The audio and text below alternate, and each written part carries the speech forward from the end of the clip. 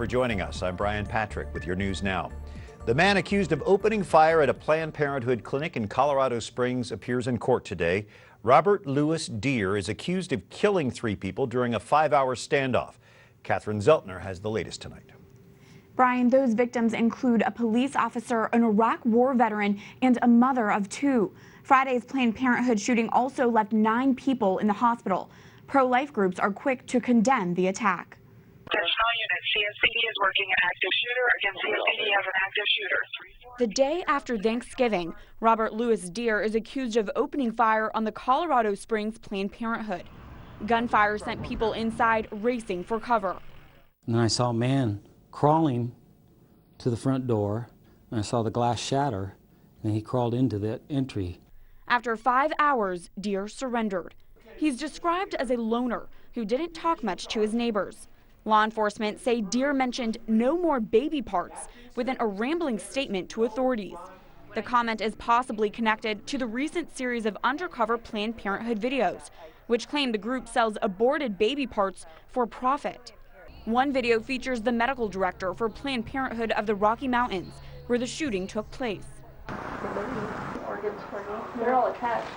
Pro-life groups quickly responded to the attack. For pro-lifers, we have uniformly condemned this violence, uniformly condemned the violence. This is not what our movement is about. This is a peaceful movement of people who believe in life across the board and that all life is valuable.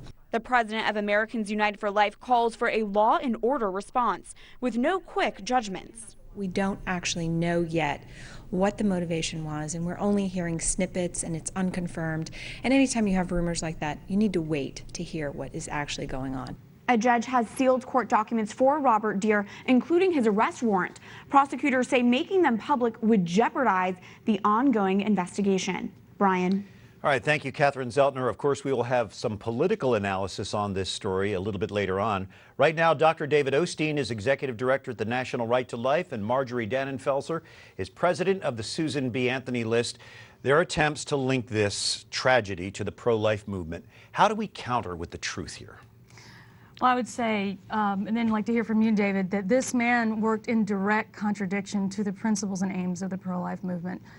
He has nothing to do with the pro-life movement and is a deranged individual. True. The person who was acting within the aims and who embodies the pro-life movement is the sheriff Sweeney, who ran in the eye of danger and saved lives that were in the clinic. Even though he disagreed with the principles and aims of Planned Parenthood, that is exactly what any one of us would have done in that situation. That's pro-life. Yeah. This is totally against everything National Right to Life stands for. We oppose the taking of human life, and we just, with no uncertain terms, condemn this act. This is the act of a lone, crazed individual. There's a very active legislative agenda right now by the pro-life force. Will this change that agenda in any way? No, not at all. I mean, the reason we're involved in the pro-life movement is to protect innocent human life. And babies are still dying from abortion. And the pro-life movement will continue to work to save those babies. Just to emphasize, this changes nothing. It changes nothing that Planned Parenthood has done to facilitate the harvesting of children's brains through their faces, through all of those horrors. And it cannot be that in our civil society, that when something terrible happens, we stop speaking the truth. That seems so extreme, and it is, and yet Planned Parenthood wants to paint pro-lifers as extremists. How can we be zealous for life without going to extremes? Well, we approach our issue through love, through prayer, and through telling the truth. We work educationally, legislatively, and yes, politically, but we will continue to do that. But we must speak the truth about what's happening. That's right, and electing people who will do exactly what David described is what Susan B. Anthony List does, and what we'll be seeing full force, we pray, on the floor of the U.S. Senate in the next few days. Do you think anything positive can come from this tragedy? There's nothing good about those persons losing their lives, nothing good at all. We would hope people would learn that the taking of innocent human life is wrong. Clarity is always helpful. It's good to see what the truth is. One point of clarity is that this incident is a tragedy completely opposite to the aims of the pro-life movement. we can now coalesce around the beauty and the truth and the love of the pro-life movement if there was ever any problem in discerning that at all. Beautifully put. Marjorie Dannenfelser, Susan B. Anthony List, and Dr. David Osteen with the National Right to Life. Thank you both for being with us. Thank you, sir. A number of presidential candidates outspoken against Planned Parenthood condemn the shootings at the Colorado Springs facility.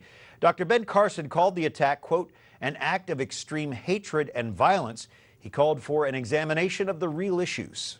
Let's get away from the rhetoric and talk about the real problem. The real problem is that we have become coarse and hateful toward each other. The president responded with a statement saying we have to do something about the easy accessibility of weapons. Mike Lillis, a reporter for The Hill, is here with political analysis. So now there are calls for House Speaker Ryan to drop these investigations of Planned Parenthood. Do you think that's going to happen? I don't think it'll happen. One reason is procedural. Paul Ryan came in as the new speaker saying he's going to work from the bottom up. Committees are going to have free reign. He's a former committee head, and he's going to let them go do their thing. The other is political.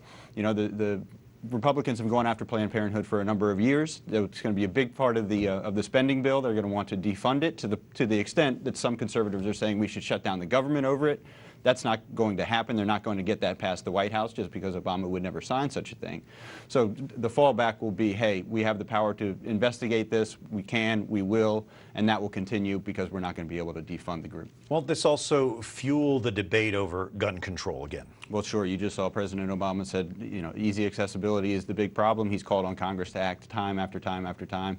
That won't happen either, but you can expect that to be a part of this spending debate as well. We've already seen all the statements from a number of Democrats. They've got the bills ready, tougher background checks, ban on assault weapons, these types of things. The legislation's all there. They will be riders to this spending bill. They won't go anywhere with the Republican-controlled Congress, but it does give them, some red meat to the throat of their base.